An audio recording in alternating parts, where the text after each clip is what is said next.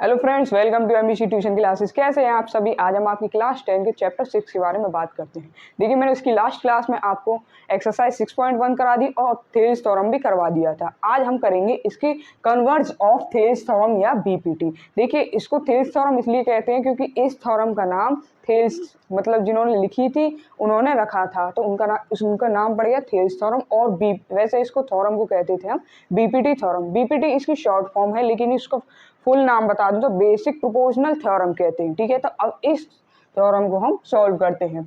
If A line divides any two sides of A triangle in the same ratio, अगर कोई दो side triangle की दो side को डिवाइड करते हैं सेम रेशियो में, then the lines is parallel to the third side. तो क्या होगी, वो जो लाइन होगी वो थर्ड साइड के पैरेलल होगी। मान लीजिए ट्राइंगल है, ठीक है, ट्राइंगल की दो साइड है, एक साइड ए बी है, एक साइड ए सी है, तो इन दोनों को सेम रेशियो में डिवाइड करती है ये लाइन। क्वेश्चन में फर्स्ट लाइन में सिर्फ यही कहा गया है, तो हम इस पॉइंट को मान लेंगे डी और इसको मान लेते हैं ई।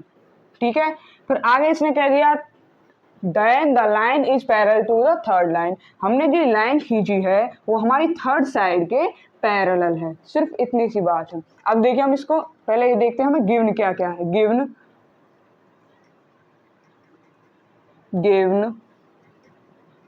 क्या है, ट्राइंगल है हमारा ए बी सी, इन विच हमारी जो लाइन डी ई है, डी ई, ए लाइन डी ई, ए लाइन डी ई वो इंटरसेक्ट करती है, इंटरसेक्टिंग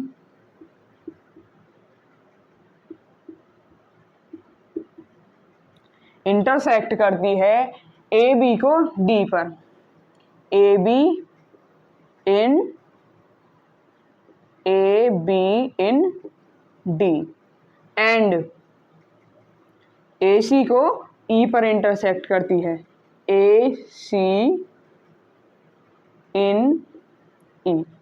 तो हमारे इस ट्राइंगल में रेशियो क्या हो जाएंगे, A D by B D B equal to A E by E C. तो हम लिख लेते हैं A D by D B, या लिख लो तुम B D equal to A E by E C. और हमें प्रूव क्या करना है, टू प्रूव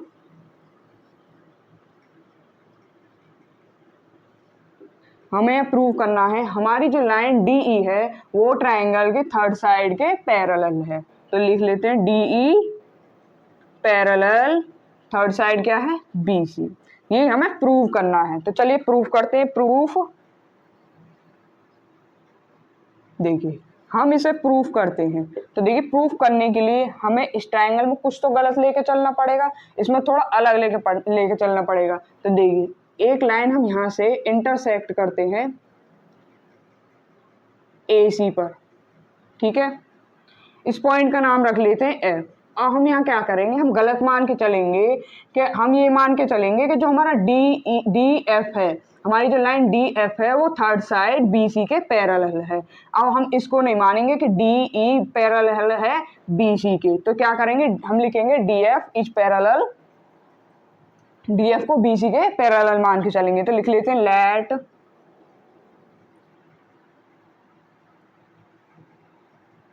लेट क्या है, डी एफ हमारा पैरेलल है किसके, बी सी के। तो पहले लिख लेते हैं let D E parallel, D E not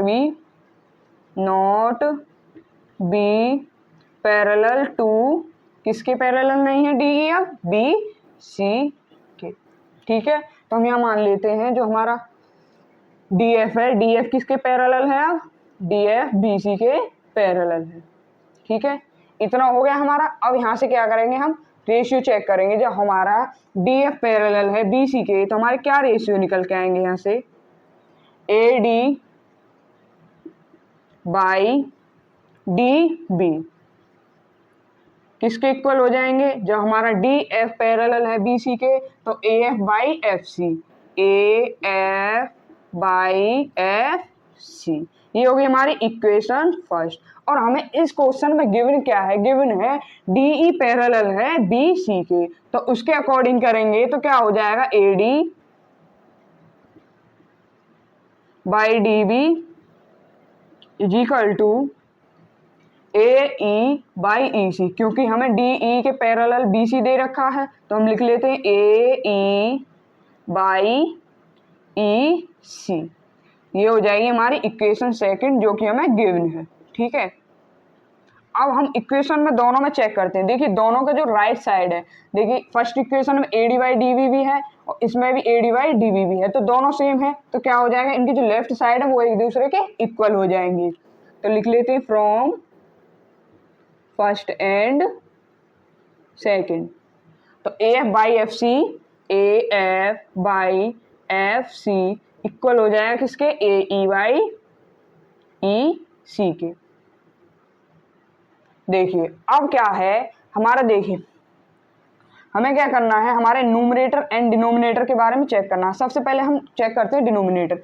अब देखिए जो हमारे ई है, ई के सबसे ऊपर पॉइंट पर एफ है, मतलब कि इस लाइन पर ये एफ जो है एक ही, एफ और ई एक ही पॉइंट है। तो देखिए मैं लिख के बताऊं, F C is equal to E C.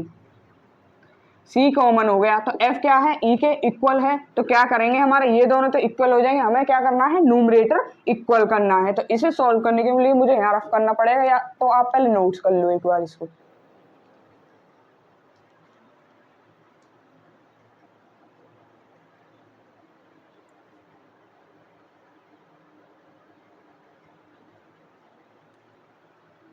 Duster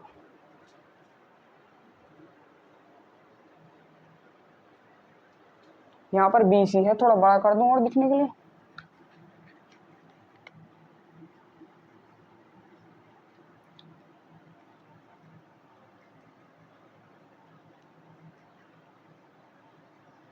चलिए रफ करते हैं अब।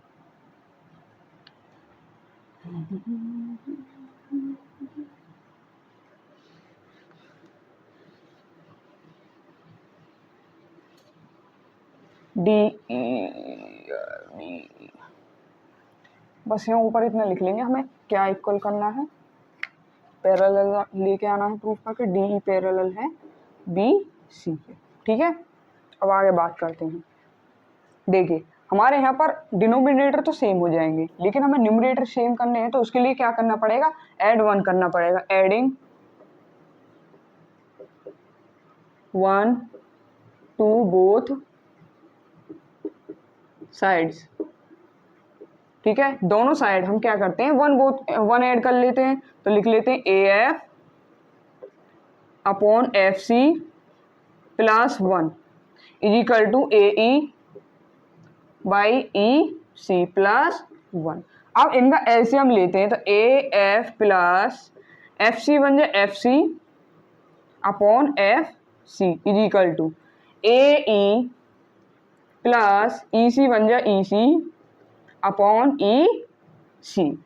अब एक चीज देखिए, हमारा A F plus F C, A F plus F C, क्या ये ए सी लाइन पर नहीं है, क्या एफ सी हमारा ए सी लाइन पर नहीं है, पॉइंट एफ क्या ए सी लाइन पर नहीं है, तो ए सी लाइन पर है। तो क्या हो जाएगा, A F plus F C किसके इक्वल हो जाएगा, ए सी के। तो यहाँ लिख देते हैं हम A C by F C is equal to, अब देखिए सेकंड क्या है, ए ई प्लस ई सी। अब देखिए ए ई प्लस ई सी, क्या ये भी ए सी लाइन पर नहीं है, ई क्या ई ए सी लाइन पर नहीं है, तो ए ई प्लस ई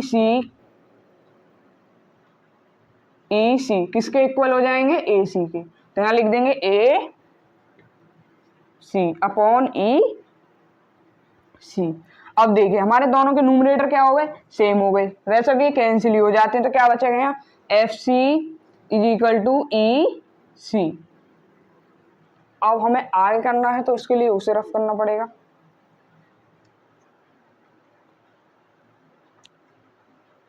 पहले इसे नोट कर लो, मैं उसे रफ करूँ 1 मिनट के लिए।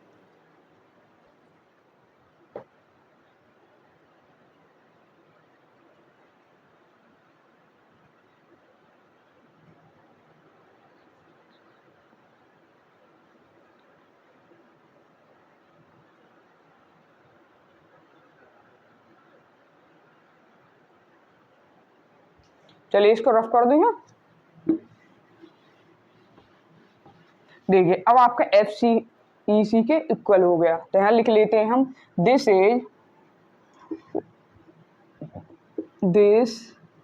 Is possible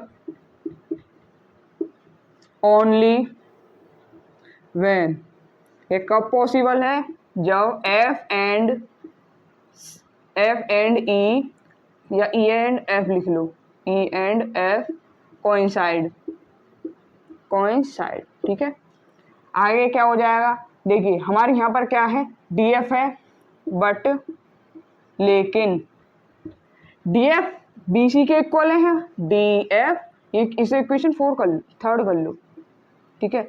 D F parallel किसके, बी सी के, लेकिन हमें प्रूव करने के लिए क्या कहा गया है, डी ही पैरेलल है बी सी के। अब देखिए इस इक्वेशन में आप एक चीज देखो, हमारा ए एफ क्या हो जाएगा, हाँ एफ सी इक्वल है किसके, ई सी के। जब एफ सी इक्वल है ई सी के, तो यहाँ देखिए सी तो कॉमन हो जाएगा, तो एफ किसके होगा इक्वल, ई के। तो देखिए जो डी एफ है, क्या हम एफ की जगह ई नहीं रख सकते हैं ना, तो E D E parallel B C, और यही हमें प्रूव करने के लिए कहा गया है। सॉल्व हो चुकी है कन्वर्ज ऑफ थेल्स थ्योरम, जो कि हमें प्रूव करनी थी, तो लिख देते हैं हैंस प्रूव।